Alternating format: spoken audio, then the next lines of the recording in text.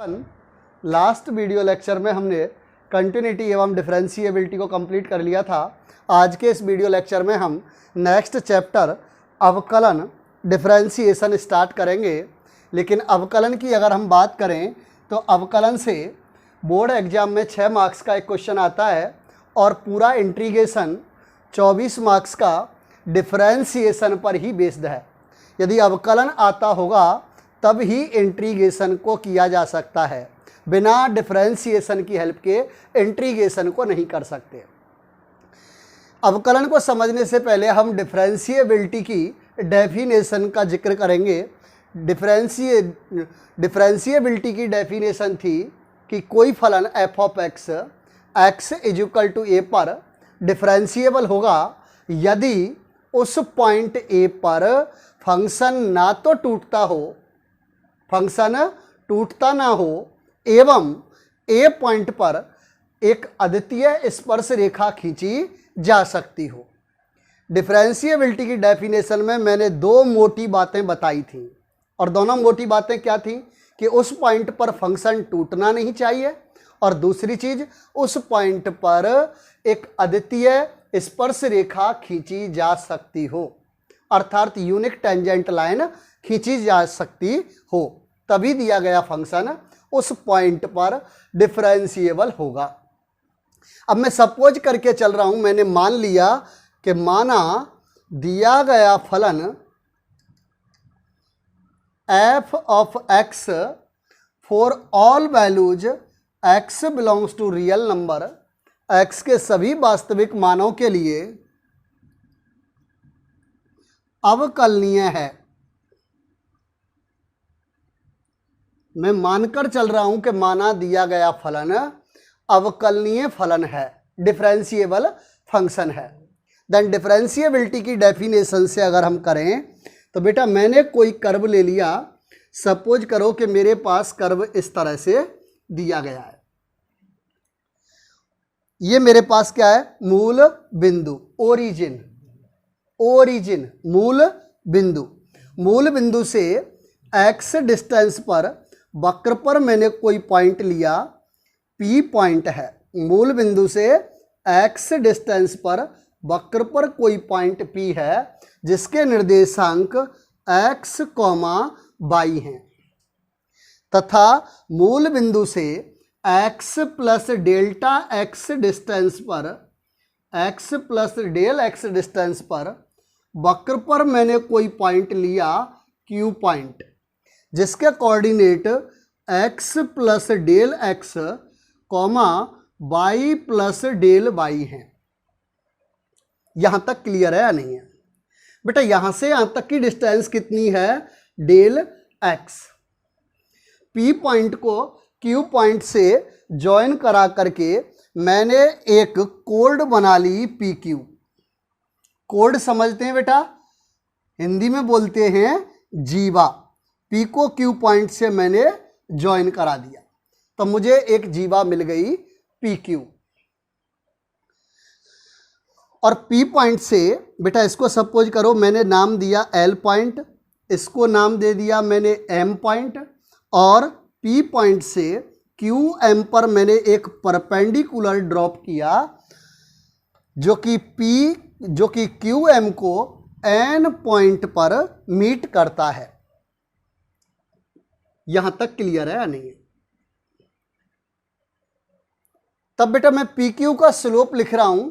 इस PQ line का slope क्या होगा? Slope of PQ is equal to लिखा जा सकता है y2 minus y1 upon x2 minus x1, y plus del y minus y upon x2 minus x1, x plus del x minus x। यहां से मेरे पास आ गया PQ का स्लोप। मैंने कंसीडर कर लिया कि माना PQ रेखा PN के साथ थीटा एंगल सबटेंड करती है, तब इसका स्लोप क्या होगा? tan theta is equal to del y upon del x। यहां पी क्यू क्या है, एक जीवा है, जबकि अवकलनीयता की डेफिनेशन के लिए कहा था कि कोई अद्वितीय स्पर्श रेखा खींची जा सकती हो, कोई अद्वितीय स्पर्श रेखा खींची जा सकती हो, तभी दिया गया फलन डिफरेंशिएबल होगा। यानी पी क्यू जीवा इसकी पी पॉइंट पर एक स्पर्श रेखा बने। तो ऐसा कब संभव है कि क्यू पॉइंट पी की तरफ टेंड करे, अप्रोच करे।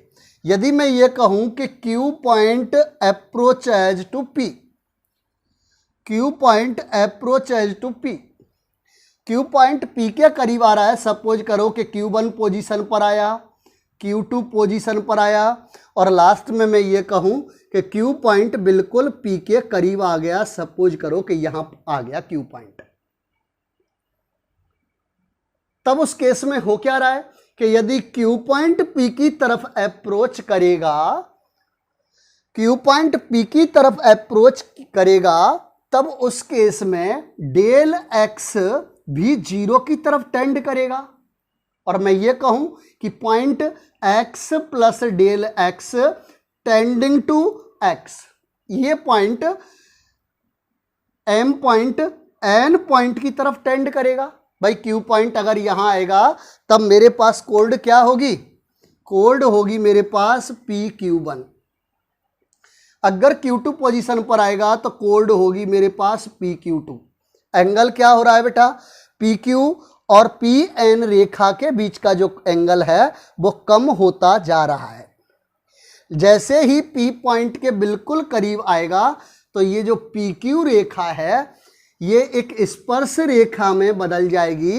कौन सी स्पर्श रेखा बनेगी, जब ये बिल्कुल पास होंगे तो P और Q को मिलाने वाली रेखा एक स्पर्श रेखा होगी PN।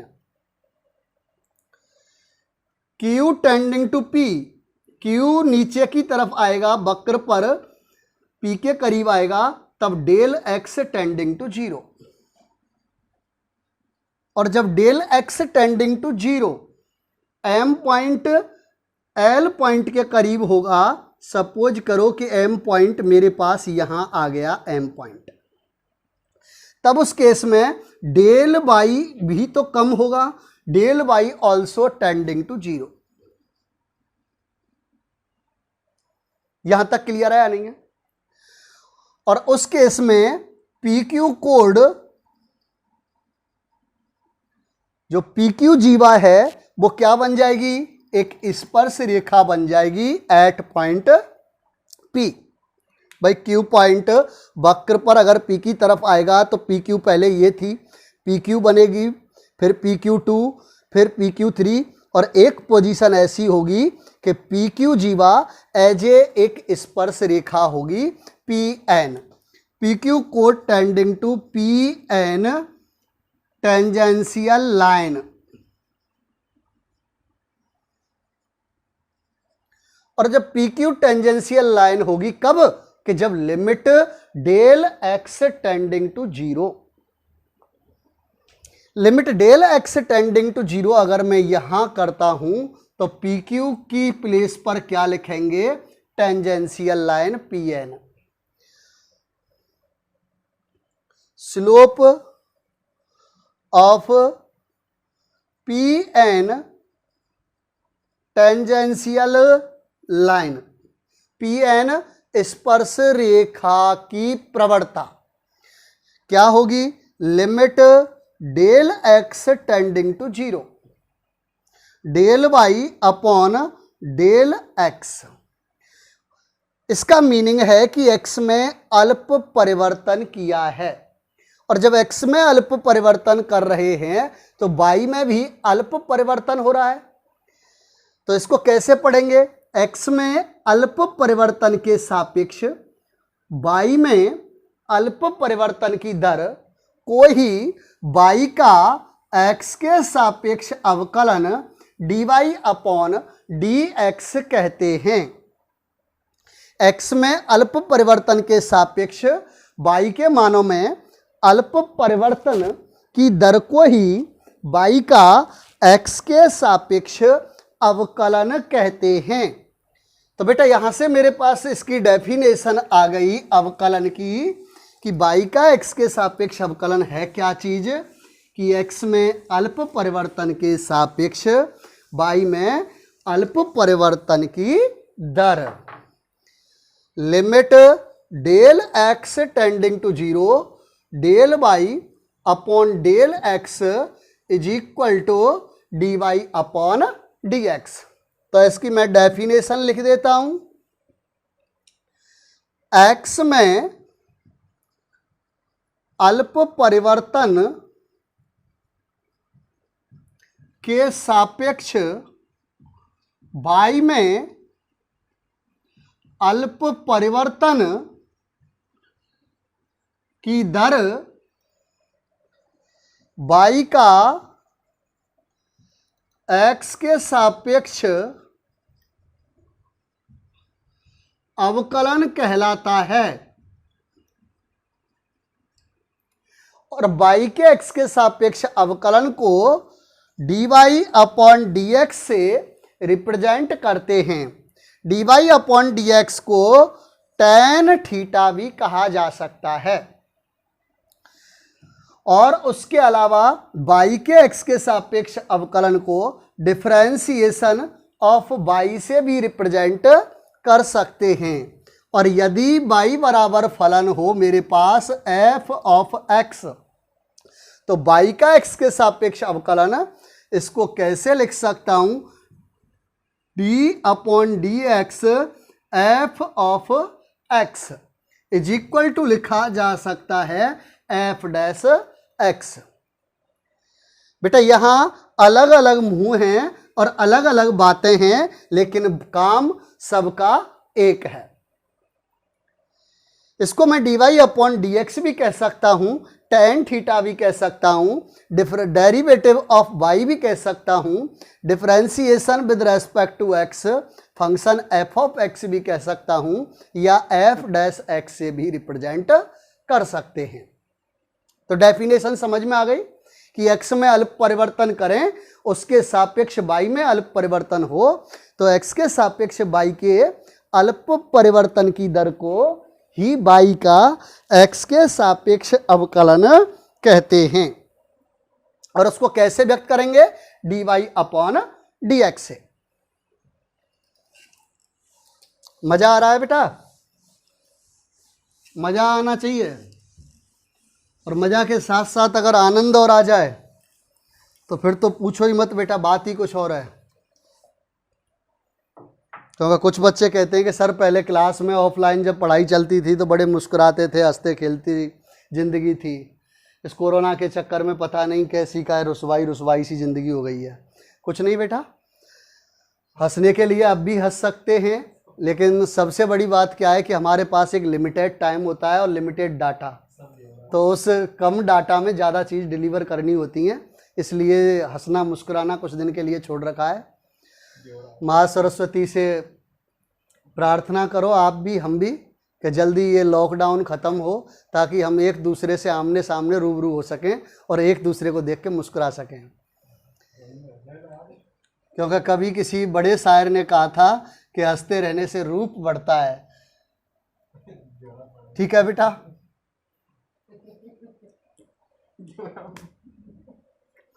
तो बेटा मैं डिफरेंशिएशन के कुछ इंपॉर्टेंट फार्मूला लिख रहा हूं। ये फार्मूला आपको आज ही कॉपी में लिख लेने हैं, बिल्कुल एज इट इज। एक भी फार्मूला मिस नहीं होना चाहिए, काफ़ी इंपॉर्टेंट फार्मूले हैं क्योंकि इससे आगे का चैप्टर हमारा इसी पर बेस्ड होने वाला है, ध्यान रखना बेटा। तो मैं फर्स्ट फार्मूला लिख रहा हूं, differentiation with respect to x और कोई कांस्टेंट वैल्यू गिवन है तो किसी कांस्टेंट का x के रेस्पेक्ट में डिफरेंशिएशन क्या होगा? 0। जहां k कौन है भैया? k फॉर कालिया नहीं है, k belongs to constant. k कोई कांस्टेंट राशि है, अचर राशि है। दूसरा point, differentiation with respect to x किसी variable function f of x के मल्टीप्लाई में कोई कांस्टेंट वैल्यू गिवन है तो कांस्टेंट को बाहर लेकर केवल वेरिएबल फंक्शन का डिफरेंशिएशन करते हैं। फंक्शन के मल्टीप्लाई में यदि कोई कांस्टेंट वैल्यू है तो कांस्टेंट को बकस देंगे और उसके अलावा जो रह गया उसका हम डिफरेंशिएशन करेंगे। बेटा कैसे लिख सकता हूं कि एफ ऑफ एक्स का एक्स के रेस्पेक्ट में डिफरेंशिएशन होगा F dash X. Third, differentiation with respect to X, E to the power X. E to the power x का एक्स के रेस्पेक्ट में डिफरेंशिएशन होगा ई to the power X. Fourth one, differentiation with respect to X E to the power A X. Zero बन गया है ना, और चाहिए क्या, A. E to the power A x. तो ई to the power A X का डिफरेंशिएशन कैसे करेंगे, पावर में जो कुछ भी है उसको कंसीडर कर लिया मैंने एज ए एक्स, और E to the power x का डिफरेंशिएशन होगा ई to the power X, X के प्लेस पर ए एक्स। और डिफरेंशिएशन में वेरिएबल के मल्टीप्लाई में अगर कोई कांस्टेंट वैल्यू गिवन है तो उस कांस्टेंट का मल्टीप्लाई कर देते हैं। ये बहुत अच्छी बात बोली है बेटा मैंने, हल्के में ले गए तुम इस बात को, दोबारा समझ लो। E to the power A x, x है तो ई टू द पावर एक्स का डिफरेंशिएशन था e to the power x. यहां e to the power A x है तो इसका डिफरेंशिएशन क्या होगा, ई to the power A x, consider किया एज ए एक्स, तो एक्स के प्लेस पर ए एक्स। और वेरिएबल के मल्टीप्लाई में अगर कोई कांस्टेंट वैल्यू है तो डिफरेंशिएशन में उसका मल्टीप्लाई कर देते हैं।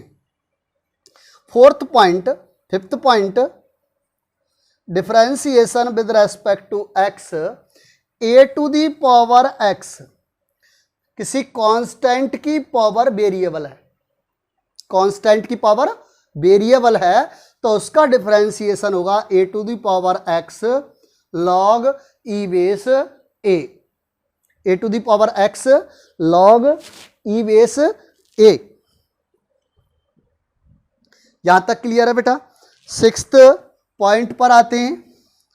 सिक्स्थ फॉर्मूला होगा हमारे पास differentiation with respect to x और लॉग ई बेस एक्स का डिफरेंशिएशन कर रहा हूं मैं, log e base x. Log का बेस अगर ई गिवन है या लॉग का कुछ भी बेस नहीं दिया गया है तो हम बेस कंसीडर करेंगे ई, और लॉग ई बेस एक्स का डिफरेंशिएशन होगा 1/x। Seventh, differentiation with respect to x log a base x. यहां बेस ई नहीं है, बेस क्या दिया गया है, ई के अलावा कोई और कांस्टेंट राशि दी गई है, तो लॉग ए बेस एक्स का डिफरेंशिएशन होगा 1/x log e base a, 1/x log e base a. Clear है बेटा। Eighth one formula differentiation with respect to x, और अब लिख रहा हूं मैं x to the power n। इसको बेटा पावर फॉर्मूला के नाम से भी जाना जाता है। समझ में आई कुछ बात, पावर फॉर्मूला के नाम से भी जाना जाता है। वेरिएबल की पावर कैसी है, कांस्टेंट, लेकिन इससे पहले जो फॉर्मूला था फिफ्थ नंबर पर उसमें कांस्टेंट की पावर वेरिएबल थी।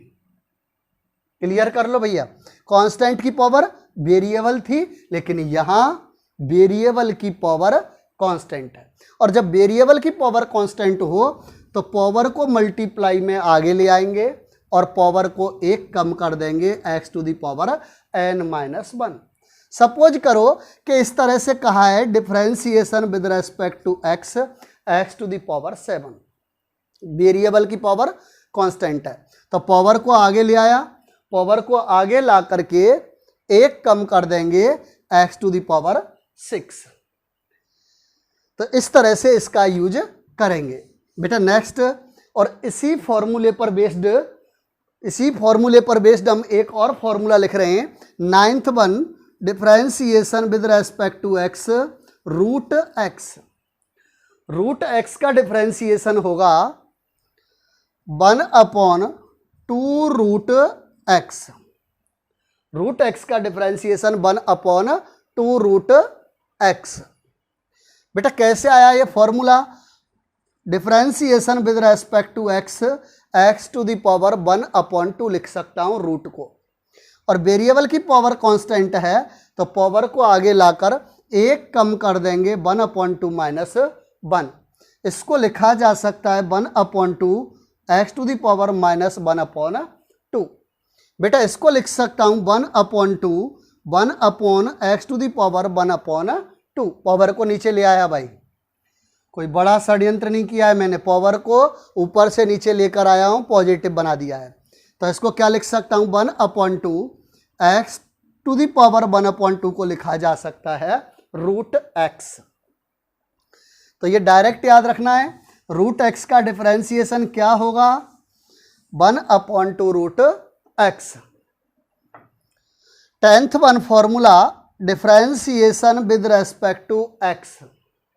साइन एक्स का डिफरेंशिएशन लिख रहा हूं।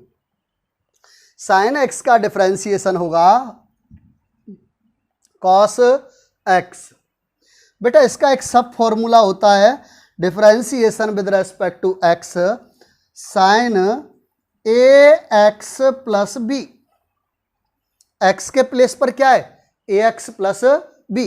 ए एक्स प्लस बी को मैंने कंसीडर कर लिया एज ए एक्स, तो साइन एक्स का डिफरेंशिएशन क्या होगा? कॉस एक्स, एक्स के प्लेस पर ए एक्स प्लस बी। और डिफरेंशिएशन में वेरिएबल के मल्टीप्लाई में यदि कोई कांस्टेंट वैल्यू गिवन है तो उस कांस्टेंट का मल्टीप्लाई कर देते हैं, उस कांस्टेंट का मल्टीप्लाई कर देते हैं इनटू ए। वेरिएबल का मल्टीपल क्या था? ए। 10 फॉर्मूले क्लियर हैं बेटा, ये ऐसे के ऐसे कॉपी में कर लेने हैं आज ही। नेक्स्ट फॉर्मूले पर आते हैं और फिर उसके बाद एक गजब का नोट लिखेंगे, यहां से रिजल्ट निकालेंगे, कंक्लूजन निकालेंगे। हाँ बेटा 11th फॉर्मूले पर आते हैं, differentiation with respect to x, cos x. Cos x का डिफरेंशिएशन क्या होगा? माइनस के साइन एक्स। इसका सब फॉर्मूला होता है d/dx cos A x plus b. A x plus b को मैंने कंसीडर किया एज ए एक्स, तो कॉस एक्स का डिफरेंशिएशन होगा माइनस के साइन एक्स के प्लेस पर ए एक्स प्लस बी। वेरिएबल के मल्टीप्लाई में कोई कांस्टेंट है तो उसका मल्टीप्लाई कर देंगे। 12th differentiation with respect to x, tan x। tan x का डिफरेंशिएशन होगा sec स्क्वायर x, और इसका सब फॉर्मूला लिख सकते हैं बेटा 13th d/dx cot x। cot x का डिफरेंशिएशन होगा minus cosec square x। Differentiation with respect to x, sec x। sec x का डिफरेंशिएशन होगा sec x into tan x। 15th differentiation with respect to x, cosec x। cosec x का differentiation होगा minus cosec x into cot x। बेटा यहां से मैं conclusion निकाल रहा हूं। कंक्लूजन बेटा कंक्लूजन क्या आया कि जब मैंने कॉस का डिफरेंशिएशन किया तो उसके फर्स्ट 2 टर्म CO थे, कॉट के डिफरेंशिएशन में फर्स्ट 2 टर्म CO हैं, और कोसेक में भी फर्स्ट 2 टर्म क्या हैं मेरे पास? CO हैं। फर्स्ट 2 लेटर, टर्म नहीं लेटर, फर्स्ट 2 लेटर CO है यहाँ कॉस में, कॉट में और कोसेक में। तो इन तीनों का डिफरेंशिएशन कैसा है? नेगेटिव। कॉस का डिफरेंशिएशन नेगेटिव आया, कॉट का डिफरेंशिएशन नेगेटिव आया और कोसेक का डिफरेंशिएशन भी नेगेटिव आया। तो बेटा इसको समझ लेंगे कि यदि किसी ट्रिग्नोमेट्रिक फंक्शन की फर्स्ट टू लेटर CO हैं तो उसका डिफरेंशिएशन नेगेटिव होगा, उसका डिफरेंशिएशन नेगेटिव होगा। बेटा नेक्स्ट अब हम इनवर्स ट्रिग्नोमेट्रिक फंक्शन के लिए लिख लेते हैं 16th formula differentiation with respect to x sine inverse x। Sine inverse x का डिफरेंशिएशन होगा 1/√1 minus x square. 17th differentiation with respect to x cos inverse x। Cos inverse में formula same रहेगा, बस माइनस आ जाएगा, -1/√1 minus x square. tan inverse का differentiation होगा बेटा 1/1 plus x square. 19th cot inverse x। Cot inverse x का differentiation same ही होगा बट माइनस आ जाएगा, -1/1 plus x square. 20th sec inverse x। Sec inverse x का डिफरेंशिएशन होगा 1/mod x √x square minus 1। Cosec inverse का differentiation लिख रहा हूं, differentiation cosec inverse x। Cosec inverse x का डिफरेंशिएशन भी सेम ही हो, प्लस का था अब कैसा आ जाएगा माइनस। तो बेटा माइनस कर देंगे, इज इक्वल टू क्या होगा -1/mod x √x square minus 1। बेटा यहाँ से भी कंक्लूजन लिखेंगे हम इनवर्स ट्रिग्नोमेट्रिक फंक्शन के लिए। जब इनवर्स ट्रिग्नोमेट्रिक फंक्शन के फर्स्ट 2 लेटर CO हैं, CO और CO, कितने बार आया CO? 3 बार, कॉस इनवर्स में, कॉट इनवर्स में और कोसेक इनवर्स में। जब भी फर्स्ट 2 लेटर CO हैं तो उनका डिफरेंशिएशन कैसा है बेटा? नेगेटिव और कोसेक इनवर्स का भी नेगेटिव। यहाँ तक क्लियर है बेटा।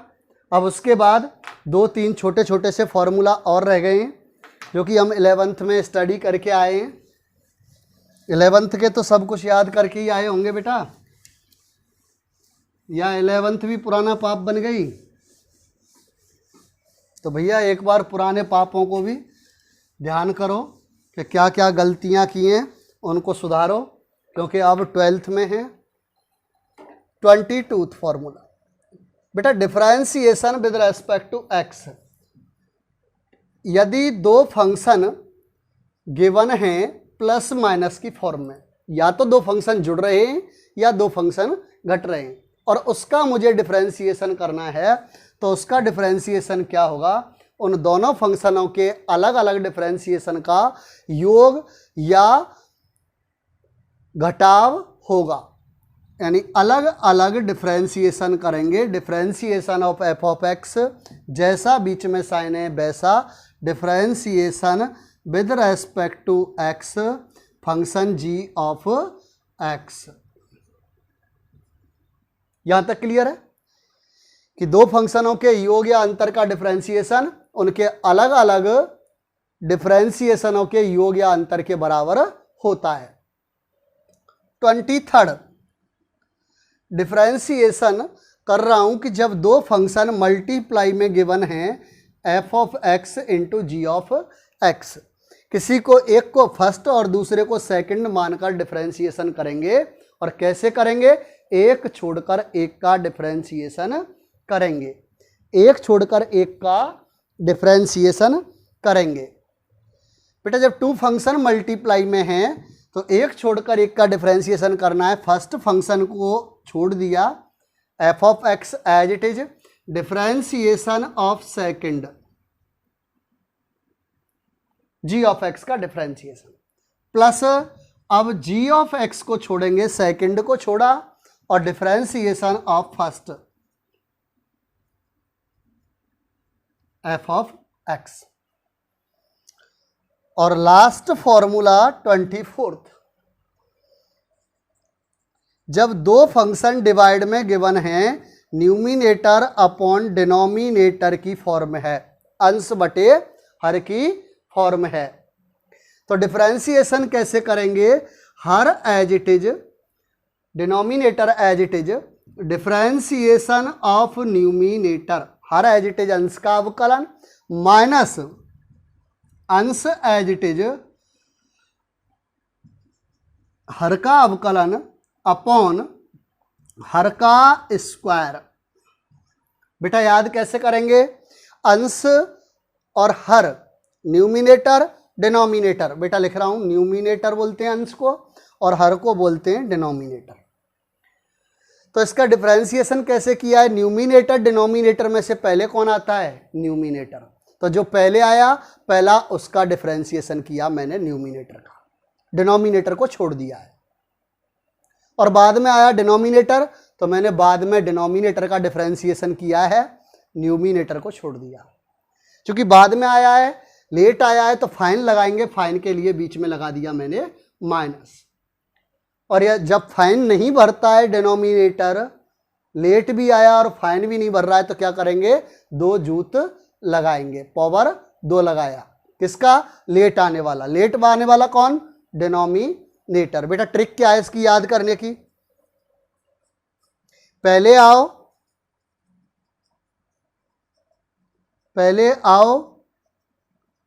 पहले पाओ, लेट आए तो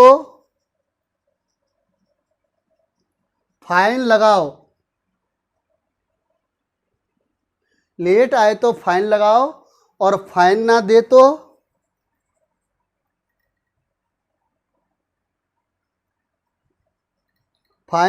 तो दो जूत लगाओ।